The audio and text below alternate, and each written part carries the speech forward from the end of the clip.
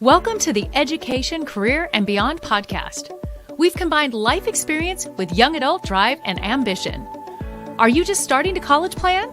Did you finish your education and wonder, now what? Join us in this lively discussion about the topics you need to know to create the next stage of your life's dreams, careers, finances, education, and more. Brought to you by Voice for Heroes 501c3. Hello and welcome to another episode, the Education, Career, and Beyond. And here we are with another fantastic guest today as we're going to have a fun discussion about adulting. It's something I'm still trying to avoid myself all these years. So I think this is going to be a really great time. And we have Sarah Deacon, who has been so gracious to want to be with us today for this podcast as she shares her expertise as an adulting coach and helping our young adults to tackle adulting and really be the boss of their own life. Welcome to the show, Sarah. Thanks, Amy. Thanks for having me. And we have our usual Ed Sanderson. Sorry, he's not just usual. He's our amazing Ed Sanderson that's with us every week. And Capri is out conquering the world. But McKenna Hirsch, if you follow this show, which hopefully you do, you will remember that McKenna has been on this show before and has now stepped up to be a guest host with us when we need her. And McKenna, thank you so much for joining us today. Thank you for having me back. All right, let's get started. Adulting, something that is a terrifying word that I still am not tackling well after raising 4 adult children myself. And here we are to have this conversation. Sarah, why don't you start off with us on just give us whatever you want to share about your background and what brought you to this point, and then we get to have some fun strategic questions. Okay, well, my background is sort of all over the place. I went to college not really knowing what I wanted to do or be when I grow up, and got an English major, went to grad school because I still didn't know. I had a bunch of different jobs. I thought I wanted to go into publishing, ended up publishing adjacent. I worked at a bookstore, worked at Borders and for several years. Traveled a little bit. I'm from Wisconsin. I lived in Boston, went to school there, and then moved into the DC area for a while. And, had a lot of different jobs, a lot of different experiences. And in the process of figuring it out, I realized that maybe the traditional career path was not for me. I ended up becoming an entrepreneur. I had a business in postpartum care for a few years. And then in the pandemic, I could no longer come into strangers' houses to breathe on their newborns because they just didn't like that for some reason. Don't understand. In 2020. So I shifted and I realized that I had been coaching sort of all along in my life. So honing some of those skills, getting a lot of coaching myself helped me get through the pandemic and really take charge of my own future and start to own my future and really start to believe that adulting is actually fun. And people like to argue with me about this. Like Amy just said, oh, I don't want to adult, but I actually have really embraced it. And I think that even though it can be really difficult and challenging and hard, there is this element of if you're in your purpose and in alignment with who you are and what you've been put here to do, like it's going to be fun even doing some of the hard stuff. So that's me in a nutshell, I guess. Love it. I love it. I know. And Sarah, just so you know, I have grown kids, but I'm still the biggest kid of all of them. So I'm the one that's adulting. Right. And that's the thing too. Like when I started coaching, I was like, well, I'll just coach adults who are, sort of in my phase of life or whatever, the raising kids or whatever. And the more I started to market myself as a coach, the more people came up to me like, well, do you work with teenagers because they really need you? They need this. And whatever they saw in me, the silly, goofy, non-adult, kind of not serious side of me was something that connected. I love it. Ed, our more serious adult in the group. Yeah, something like that. I'm like Amy. I'm like, I'm either going to walk away from this feeling really good or feeling really bad about the path that I've been on as an adult. And then I'm going to feel bad about the job I do adulting my children. And then you're an English major. So then I'm going to worry about it's not my jam to make people bad about themselves. Oh, don't worry. You don't have to. just it's not you. It's you're going to say something, and then I'm going to respond to it, and then I'll be sad. No, so listen, I think this is a very interesting topic. I've worked with teenagers for 20 years plus, raised my own. I'd like to get a clearer definition of when you say adulting. Can you give us a definition of what that means in the context of what you do and who you talk to? Yeah, the way I sort of approach it is it is sort of this funny term, this verbing of the noun. So I see it as basically doing the things adults do. So whether that's, being in charge of your household or paying bills or making your own appointments, that's the kind of stuff. The way I incorporate it into my business is it's a doorway, because what I really talk about with young people is some of the identity pieces, like who are you? Who do you want to be? Because a lot of what happens in life, the decisions you make and the behaviors that show up, a lot of that comes from how you see yourself in your identity, where you think you belong, where you want to belong, where you want to go, your goals, your dreams. So I do the coaching around not necessarily the practical side of here's how to balance a checkbook. Like that would not be fun for me. So that's not what I do. What's fun for me is digging into how you see yourself and what you value as a person and what you value in other people, and how to communicate authentically and respectfully, but also in a self-honoring way. The mental health side of things is so important right now, that having those conversations and really equipping people to have the drive, determination, grit, and resilience that they need to actually own their own choices about themselves and about the future is how I approach adulting and how we work together to get there. Thanks for that answer. That for those of you who are not adults, that's what it means. Before I pass the baton to McKenna, just to clarify for you young folks out there, a checkbook is something that we used to use where you could exchange a piece of paper for goods, services, or cash.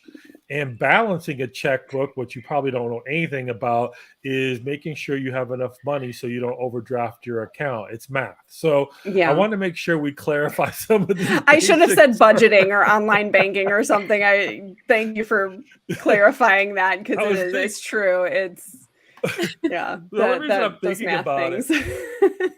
the only reason I'm thinking about it, Sarah, is because I have a young man in my home. He's 19, and his definition of balancing his account is I'm either zero or negative. So we have conversations my son about this on a regular mine just basis. logs on to the website. Let me just see my bank balance. Okay, that good. Yeah. Keep track of it. Like Like, why does it keep going one way. down? Because you keep Or, buying stuff. right, paying bills, We could budgeting. spend an hour on that. Oh, my McKenna, Check your what- math app. yeah, there you go. McKenna, if you had a couple questions for our guest today. Oh yeah, I've got tons. Great. So I know for me, I'm legally considered an adult, Mhm. but I'm also still a teenager, and I just finished my first year of college. So there's all sorts of, I guess, stages of life kind of merging into one. And I think one thing for me as I am a young adult but still in college is kind of finding my passions and what I really enjoy in life. But I'm curious, like, what would your advice be for someone who's kind of at this adulting stage but still kind of considers himself like a teenager or a kid, about how do they discover their passions while continuing forward in life and their education? That is a really good question. And again, that one could probably go on for hours. That is something that I actually do with my clients, is we do something called the passion test, where we get really clear about what you want in your life. And the simple process of it is just make a list. Like, give yourself time and space to really kind of think about what kind of life you want and what you really value. So a lot of times what I hear from young people is that there's just so much going on. There's a lot of information coming at you. There's not a lot of time to sit and process or breathe or space to, bounce ideas off of people in a real kind of deep way. So anytime you can sort of even just set aside a little bit of time to just kind of maybe write a list, or give yourself just that time to daydream, which we don't do, like being bored or daydream or doing nothing or something that looks like nothing.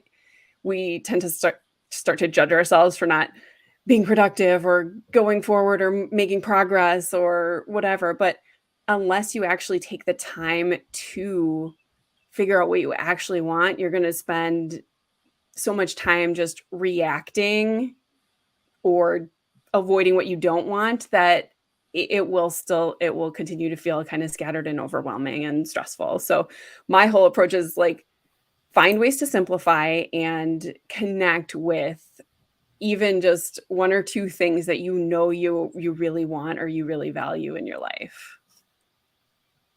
Awesome. Thank you. Does that help? Yes, for sure. Good. McKenna, you want to ask another question? Yes. You got more? Bring it on. I think passions are obviously like super important, but in terms of like careers and like finding, I guess, your main passions in your career, how would you look at that perspective, since there's, I bet, a bunch of new graduates who just maybe have graduated high school or college. And so how do you, with all these like opportunities and choices that you have to make following graduation, how do you kind of separate your passions between like a career and kind of like that? And something else, like a side hustle or a hobby or a fun social. Yeah. Right. That's a really great question. And when it comes to careers, or even the job that you get right now, even if it's not entirely related, what I like to do is I always like to ask, like, what is it about what you're doing that you really, really love? Because sometimes your job doesn't have, it doesn't check all the boxes. It doesn't have everything you want right away. And that can be okay. If you can find that part of it that lights you up, something about the people you work with or a certain activity that you get to do at work, those are the kinds of things that you can kind of follow the breadcrumb trail through to see, like, okay, how can I do more of this? Or what is it, what opportunities could I find here to do something that maybe would make it more interesting or inspiring to do that work. So even if you go to school for a certain specific thing and you end up in that specific field and maybe it's not what you thought it would be, like that's a time to kind of evaluate, like, what is it about this that attracted me in the first place? What do I like about this job? Is it the job itself or the career itself, or is it the company I'm at, or is it the people I work with? And sort of separating those different pieces of it. Again, like having someone else to bounce these thoughts and reflections off of is always helpful, but you can also do it for yourself through journaling or through, whatever modality of self-reflection that works for you. Sarah, I've been parenting for 32 years. So it's been interesting. And because of the age difference, my oldest 32, the youngest 18. So there have been different adulting conversations that have taken place over these years based on what's taking place in the world and what decade it really was. I've had an interesting experience with multiple decades as I've helped these wonderful young adults emerge into our society. My question for you is, how much have you even seen the narrative change of what you're advising post-pandemic from what it even was even in 2018, 2019? Yeah, it's interesting because I wasn't really explicitly coaching in 2019. I was actually working more with parents. So it was, even in 2019, 2018, I saw this sort of isolation coming in where we're seeking connection and seeking these relationships virtually, online or through social media, where it kind of gives us this illusion that we're connected, but we end up feeling more isolated than ever. And so post-pandemic, of course, it's amplified. I don't know. I don't do math. So like a lot, like exponentially, right? That's why I'm not an accountant. Yeah. So like there's even more isolation. There's even more, post-pandemic, it's a lot of the way I've seen it and heard it phrased from even the young people I've spoken to is that there's this sort of simmering anxiety underneath the surface where, okay, well, if I do something that matters, how do I know it won't get taken away from me? Yes. And the challenge and what actually it kind of thrills me to dig into that challenge is how can we equip people with, I mean, even adults are struggling with this too. So like it's not just a teenage thing either, is how do we equip you with that resilience and the ability to make meaning and find purpose without knowing whether it's going to go the way you expect or whether it's going to go anywhere at all or whether it's going to be here today and gone tomorrow. Like, how do we do that? And for each person, it's going to be a little bit different because there's different types of fears that come up around that. But the main approach is to actually look at the underlying fear instead of trying to sweep it further under the rug or avoid it or judge it or, like stuff the feelings down to be like how you think you should be about it. So actually facing it, which can be really hard and uncomfortable. And that's something that I really, to toot my own horn, I feel like I do really well is to hold space for those kind of challenging, uncomfortable thoughts, feelings, and conversations and explorations about it. Excellent. Ed? Oh yeah, I got questions. I got questions.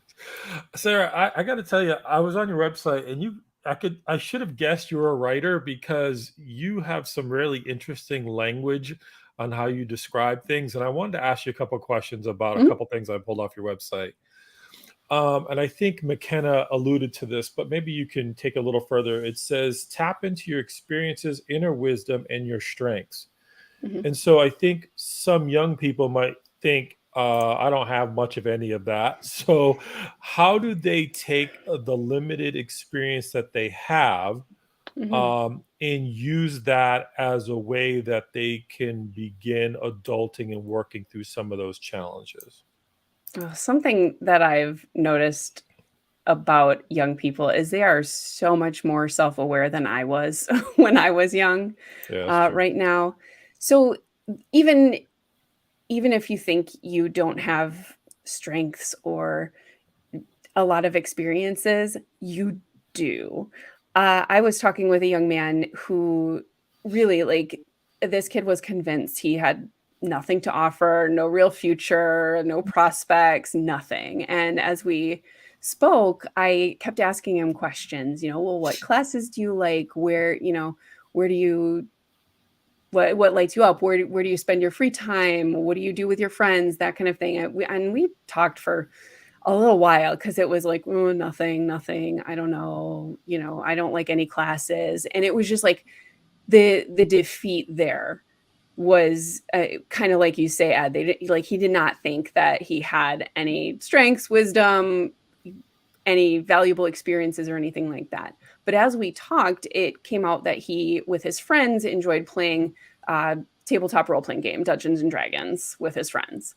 And I started talking about how awesome that is, because he is actually, through doing that activity and participating in that way with his friends and interacting, he's actually getting experience with leadership and social skills and psychology and problem solving and creativity and collaboration and all of these things that he had no idea even that was something that was at that deeper level of something that he just enjoyed. He did with his friends. And who knows, I didn't know if somebody else made him feel like that was a waste of time or it's silly or whatever.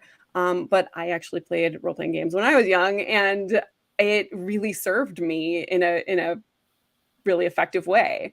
So being able to explain that in that and add that perspective to him, I hope allowed him to kind of see that he did have these different strengths and he was learning skills that were valuable in the world or in his later life, so that he can actually defend himself if somebody says, oh, that's a waste of time. He can say, no, actually, I'm learning leadership skills and I'm learning, statistics, being, the attributes and things like that, and how to build a team and how to relate to people. So that story, I think, answers that question of like, if you don't think you have something, you do.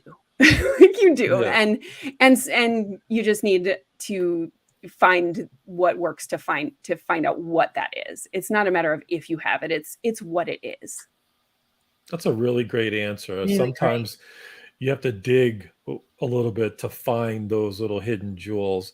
Mm-hmm. I want to talk about adulting just for a minute as a young adult. So I guess there's a point where we as parents, maybe McKenna can chime in on this, where we want to turn the reins over to our young adults or teenagers to get them to be responsible. So I'll give you an example. One is like, maybe instead of me waking up my kid to get off to school when they're in high school, I make them set the alarm and get up. And if they don't get up, they deal with the agonizing results of being late multiple times. Or I had a parent I was talking to yesterday about her daughter, and I said, hey, you know what? One thing I can tell you is that we're working together.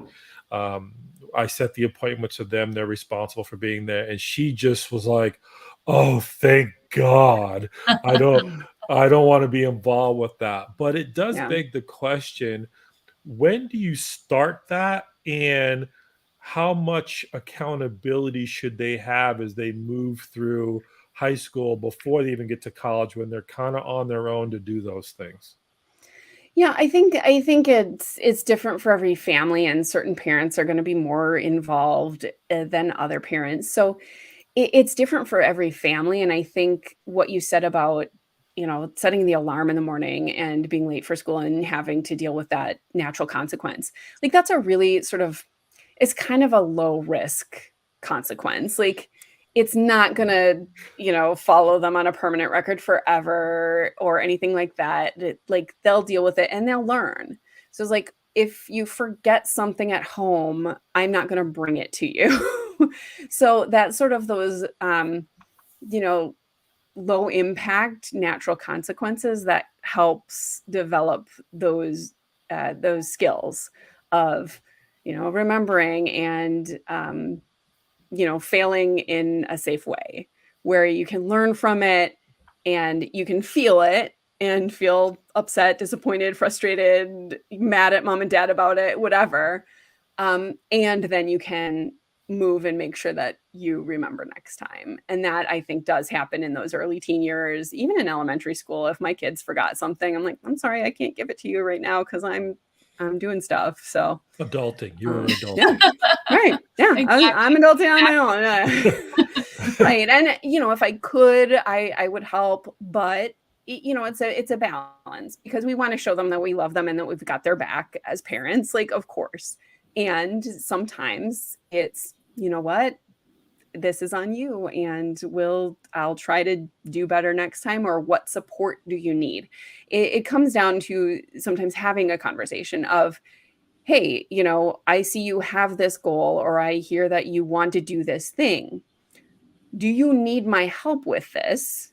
And how can and how can we help you get there on your own without me doing all the things? Like making the appointments, like that's a big one. Like we don't want to pick up the phone and make a phone call and call the doctor's office or whatever. And with young people, it's a lot of it is just, they've never seen it done.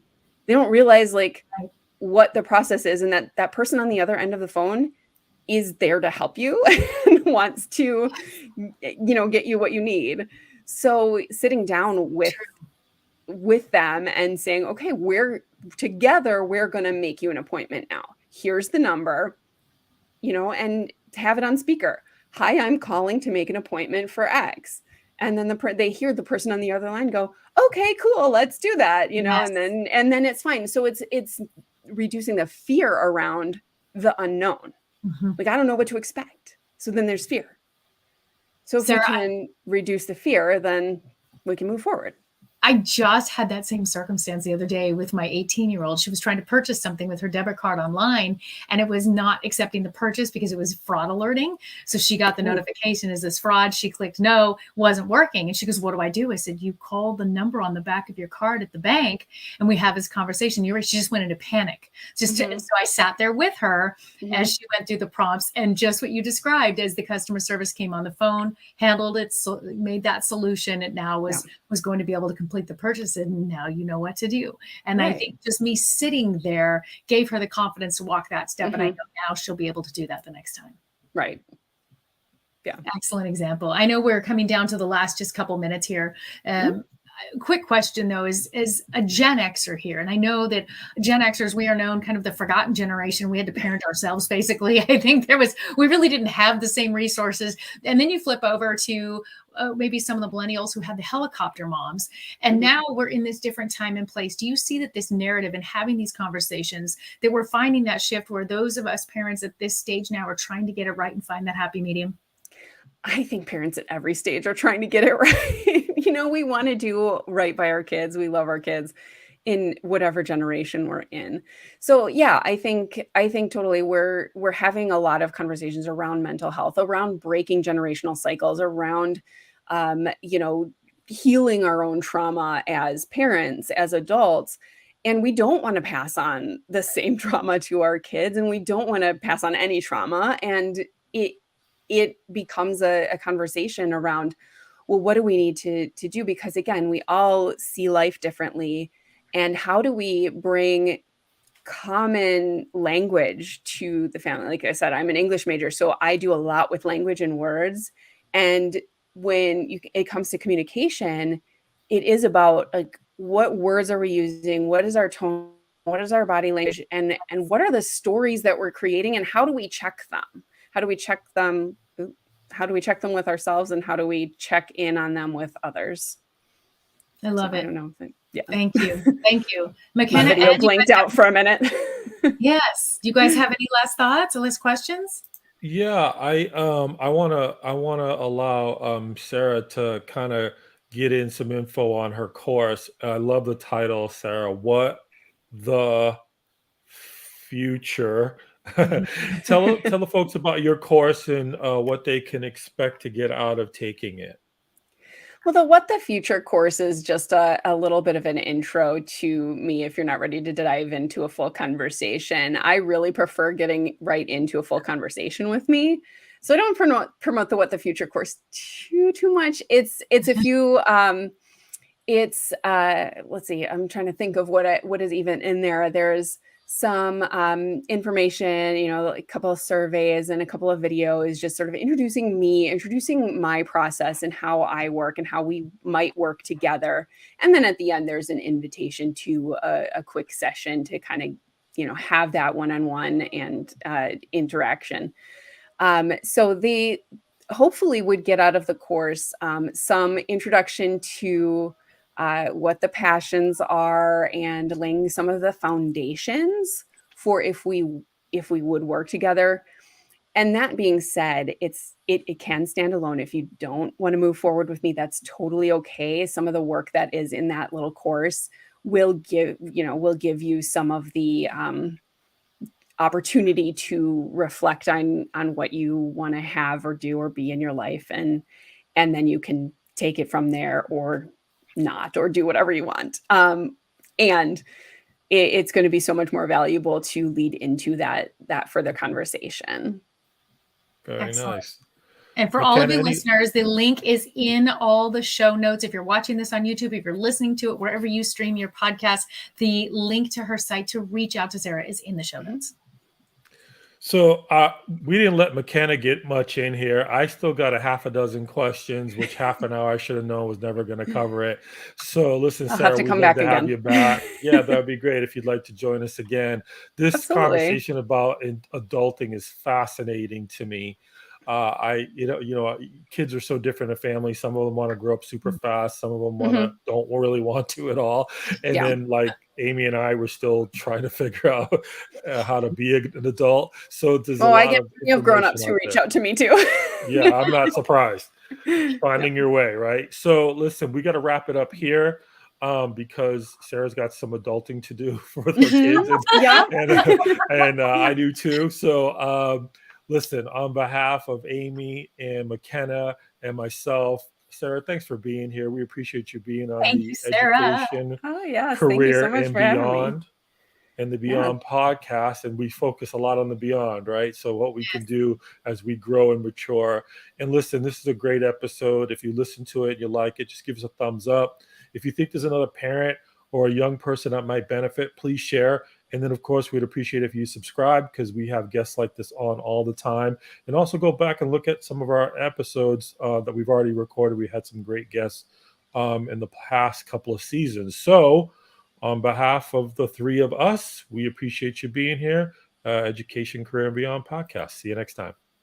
Thanks.